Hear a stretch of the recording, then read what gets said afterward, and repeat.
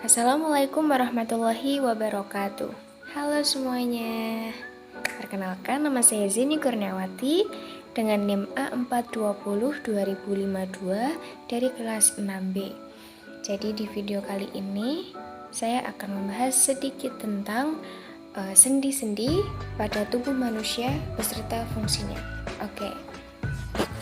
Jadi di sini saya sudah merangkum dan saya sedikit membaca dari rangkuman saya. Jadi yang pertama itu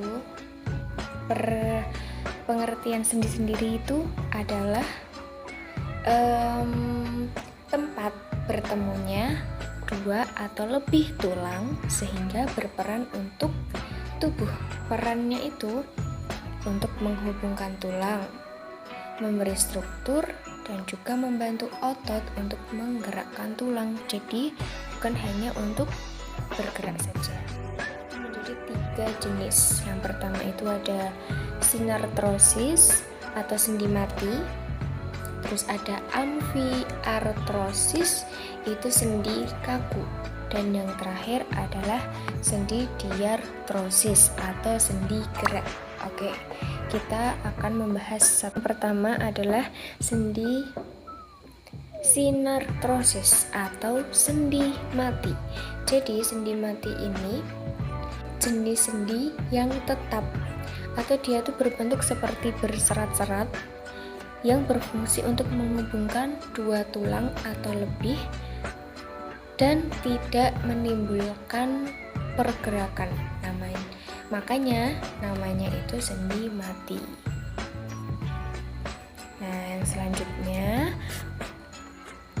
contohnya itu ada pada sendi antar tulang tengkorak atau yang disebut sutura serta gomfosis atau penghubung gigi dengan tengkorak.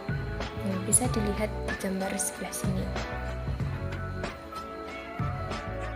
Nah, kalau dilihat dari gambar ini, jadi sendi-sendi mati itu berada di antara tulang pariental atau os pariental dengan os temporal. Nah, di situ ada serat-serat atau pembatas. Nah, itu disebut dengan sendi mati. Begitu juga dengan os pariental dan juga os frontal. Nah, di situ ada serat-serat lagi. Nah, itu namanya sendi mati. Dan pada penghubung antar tulang-tulang tengkorak pada gambar tersebut. Selanjutnya, jenis sendi yang kedua ada amfiartrosis atau sendi kaku. Jadi di sendi ini itu udah bisa bergerak atau menimbulkan gerak, namun geraknya itu masih sangat terbatas. Nah, nama lain dari sendi kaku ini adalah cartilaginosa. Nah, contoh-contohnya itu ada pada ruas tulang belakang serta amfisis pubis di pinggul kita. Nah, bisa diperhatikan gambar yang ada di samping saya. Selanjutnya, jenis sendi yang ketiga adalah diartrosis atau yang disebut dengan sendi gerak atau nama lainnya juga disebut dengan sendi sinovial. Kenapa disebut sendi sinovial? Jadi di dalam sendi ini atau di sekitar sendi ini terdapat cairan sinovial yang membuat si sendi ini dapat menghubungkan tulang-tulang yang ada di dekatnya sehingga dapat menimbulkan gerak. Nah, ini cairan ini yang menjadikan gerak tersebut dapat bergerak secara bebas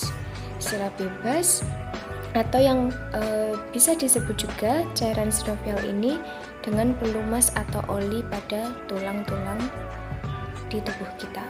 Nah, contohnya itu berada di lutut kita sehingga kita bisa berlari cepat, melambat.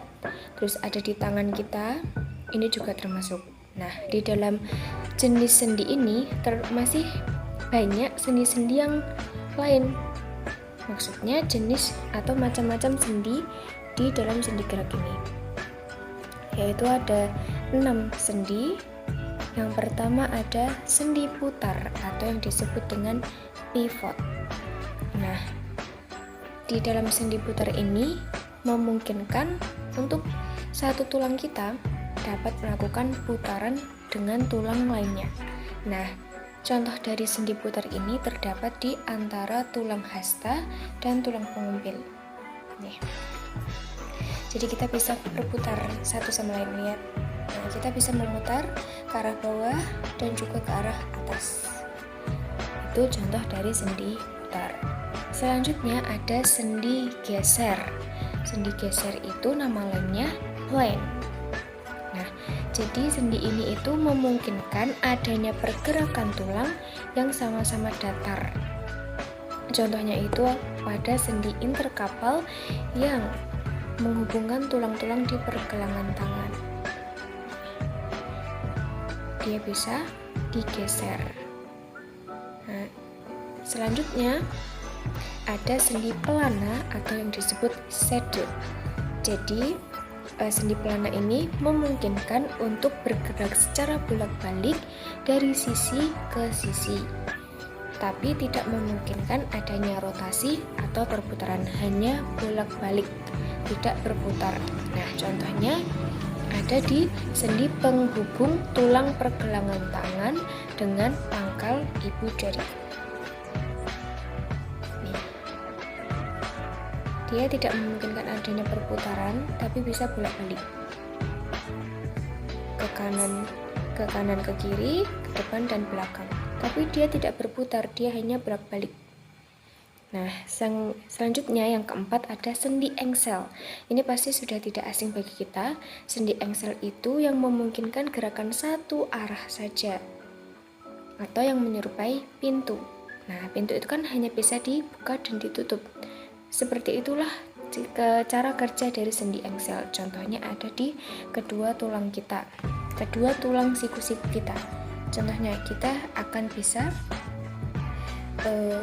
ini melentangkan dan mendekatkan. Ini yang disebut dengan abduksi dan adduksi. Jadi kalau abduksi itu menjauh dari tubuh kita, tapi kalau adduksi dia akan mendekat ke tubuh kita atau sumbu tubuh kita.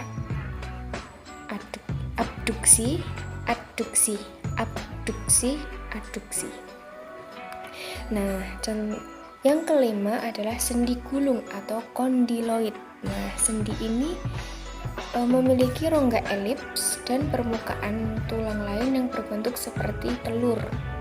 Dia punya dua sumbu, gerakan yang bisa terjadi melalui sendi gulung atau yang disebut dengan gerakan membengkokkan atau fleksi, dan gerakan meluruskan atau ekstensi, atau gerakan menjauh dari tubuh medial dan gerakan mendekat ke arah garis tubuh atau lateral. Ini bisa melalui contoh di tulang telapak tangan dengan ibu tulang jari. Telapak tangan ibu dengan tulang jari. Nah, menggulung. Dia bisa menggulung seperti ini. Jadi kita bisa mengepalkan jari-jari kita. Terus, nah, ini namanya bengkok atau fleksi. Kalau kita meluruskan, itu namanya gerakan meluruskan atau ekstensi. Nah, ini juga gerakan menjauhi sumbu tubuh. Kalau kita mengepalkan tangan kita, ini disebut dengan mendekatkan ke sumbu tubuh atau yang disebut dengan lateral. Nah, contoh yang terakhir, bukan contoh, jenis sendi yang terakhir dari sendi gerak yaitu sendi peluru atau bisa disebut dengan ball and socket. Nah, jadi sendi peluru ini memungkinkan adanya gerakan memutar ke segala arah. Lalu sendi peluru ini juga dapat menghubungkan antar tulang yang berbentuk lingkaran atau duduk dan menempel pada rongga tulang yang lain.